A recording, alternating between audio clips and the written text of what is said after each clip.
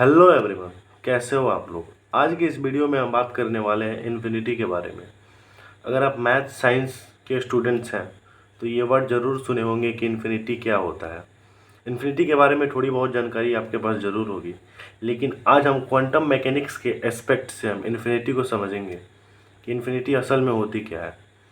Generally हम maths के language में बोलते हैं कि अगर किसी नॉन जीरो नंबर को हम जीरो नंबर से डिवाइड करेंगे तो वो इन्फिनिटी होगा या इन्फिनिटी की तरफ टेंड करेगा। दोस्तों, आपको पता है कि इन्फिनिटी का जो फिजिकल सिग्निफिकेंस है, इन्फिनिटी को आप देख सकते हैं। आप बोलेंगे कि किसी नेचुरल नंबर का अंत कहाँ है, किसी भी नंबर का अंत इन्फिनिटी है। आप इन्फिनिटी को फील कर सकते हैं। अब अगर आप इन्फिनिटी को फील करना चाहते हैं तो मैं आपको एक पहली मेथड बता रहा हूँ। आप अपने ऊपर देखिए, अपने आसमान में देखिए। आसमान में, खुला आसमान में, जब नीला आसमान हो, बादल ना हो, आप क्या देख रहे हैं। आप इमेजिन करिए कि आप क्या देख रहे हैं। आपको लग रहा है कि मैं आसमान देख रहा हूँ, वो एक छत जैसा। नहीं दोस्तों, वो एक आसमान, वो एक छत जैसा नहीं है। आप असल में अनंत को देख रहे हैं। आप करोड़ों अरबों दूर देख रहे हैं, जहाँ पे कोई ऑब्जेक्ट नहीं है। अगर कोई वहाँ पे ऑब्जेक्ट है, वहाँ से लाइट रिफ्लेक्ट करके आपकी आंखों तक आ रही है, तो वो आप उस ऑब्जेक्ट को देख पा रहे हैं। लेकिन उस ऑब्जेक्ट के अगल बगल जरा इमेजिन करिए, कुछ नहीं है। उसके ऊपर तक आप देख रहे हैं। अगर यहाँ पे स्टार है, स्टार के अगल बगल कुछ नहीं है, तो उसके ऊपर तक जो आप देख रहे हैं वो इन्फिनिटी है।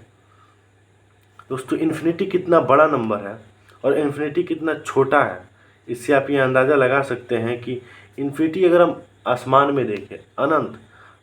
और दूसरा एग्जाम्पल है, पहले एग्जाम्पल से तो ये क्लियर हो गया कि इन्फिनिटी कितना बड़ा है। हम इन्फिनिटी, अनंत तक लेके जा रहे हैं। अब दूसरा एग्जाम्पल जो मैं देने वाला हूँ, आपको शॉक करेगा कि आप ये समझेंगे कि इन्फिनिटी कितना छोटा नंबर है। इन्फिनिटी कितना छोटा नंबर है दोस्तों। सबसे पहले आपको इसमें एक एक्सपेरिमेंट करना है। एक चावल का टुकड़ा लेना है, उसे तोड़ते जाना है, तोड़ते जाना है। कब तक तोड़ना है? एक बार दो बार नहीं, हजार बार, करोड़ बार नहीं। आपको तोड़ते जाना है, तोड़ते जाना है, तोड़ते जाना है। कब तक तोड़ना है? इन्फिनिटी तक, इन्फिनिटी बार। आप ये इमेजिन करेंगे, आप ये देखेंगे कि आप हर बार उस चावल के दाने को तोड़ पा रहे हैं। आप बोलेंगे कि एक टाइम ऐसा है कि तोड़ते तोड़ते एटम मिल जाएगा, एटम के बाद तोड़ते तोड़ते इलेक्ट्रॉन प्रोटॉन मिल जाएगा।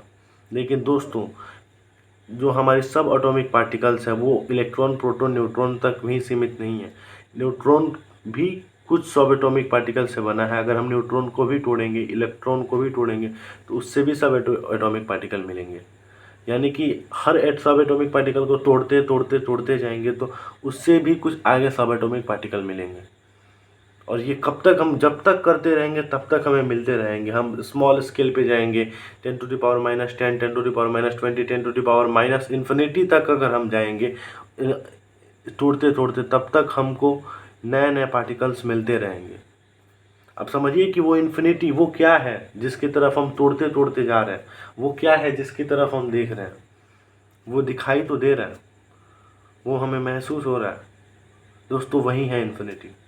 आप समझिए कि वो एक चावल के दाने में हम इन्फिनिटी को ढूंढ ले रहे हैं। इन्फिनिटी कितना छोटा है, और एक खुले आसमान में, अनंत में, जहाँ से करोड़ों लाइट ईयर्स दूर से तारे टिमटिमाते हुए हमारी आंखों से दिख रहे हैं। और उससे ऊपर क्या है, वहाँ पे भी तो कुछ होगा।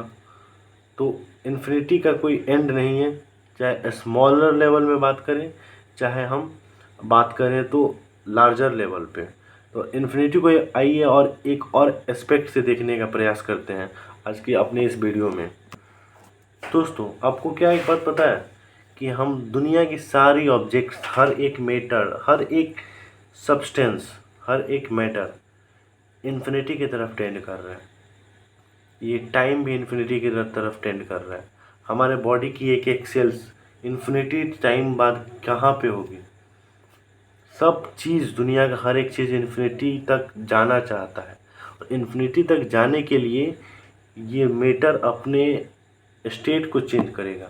जैसे कि कभी ये सेल जो था, कभी किसी और ऑर्गेनिज्म, किसी और जीव जंतु का सेल था। अब ये सेल हमारे बॉडी का, ह्यूमन बॉडी का सेल है। फिर अगर हम डेथ होंगे, हम मरेंगे, तो हमारा सेल जो है कुछ परजीवी खाएंगे, जो कि स्मॉल ऑर्गेनिज्म होते हैं, माइक्रो ऑर्गेनिज्म जो होते हैं, वो हमारे सेल्स को खाएंगे। सेल्स वहाँ पे जाएगा। हर तो दुनिया की हर एक मैटर इन्फिनिटी की तरफ टेंड कर रहा है। वो टेंड करने के उस रास्ते में जो जो अपनी पोजीशंस बदलना चाहता है, जैसे कि कभी सेल का रूप धारण कर रहा है तो कभी किसी और मेटल का रूप धारण कर रहा है, तो ये एक स्टेट है जिसे वो एक्वायर कर रहा है। किसकी तरफ टेंड करने के लिए? इन्फिनिटी की तरफ टेंड करने के लिए। आप सोचेंगे कि ये तो एक नॉर्मल सी बात है कि कोई भी सेल कि कभी भी इंसान के बॉडी में है, कभी ये एटम कभी ये एटम कभी दूसरे ऑब्जेक्ट के पार्ट में चला गया, लेकिन ये स्टेट जो उस एटम ने एक्वायर किया है वो सिर्फ इसीलिए क्योंकि ये रास्ता का एक पड़ाव है इन्फिनिटी की तरफ। जो उसका मंजिल है इन्फिनिटी, उसका जो रास्ता है उसमें एक पड़ाव है कि हाँ, उस स्टेट में उसको रहना पड़ेगा। पहला स्टेट ह्यूमन बॉडी के सेल, फिर मेरे मरने के बाद फिर वो किसी मिट्टी का में मिल जाएगा, वो कार्बनिक एटम, कार्बनिक कंपाउंड या कोयला बनेगा। तो वो स्टेट फिर या कोयला या फिर पेट्रोल बनेगा करोड़ों साल बाद। तो ये स्टेट्स वो एक्वायर क्यों कर रहा है? क्योंकि वो इन्फिनिटी की तरफ जाना चाहता है। अगर आप क्वांटम मैकेनिक्स में रुचि रखने वाले हैं तो हमारे वीडियो को पूरा देखिए और इस वीडियो को लाइक करिए और हमारे चैनल को सब्सक्राइब करिए। इन्फिनिटी जिसे अब हम सिर्फ मैथमेटिकल अप्रोच से अब तक देखते हुए हैं कि जो इन्फिनिटी होता है किसी नॉन जीरो नंबर या जीरो या जो कुछ भी इन्फिनिटी हो, जहाँ तक हम नहीं पहुँच सकते। लेकिन असल ये है कि हर एक ऑब्जेक्ट, हर एक दुनिया का मैटर इन्फिनिटी की तरफ पहुँचना चाहता है और वो पहुँच रहा है।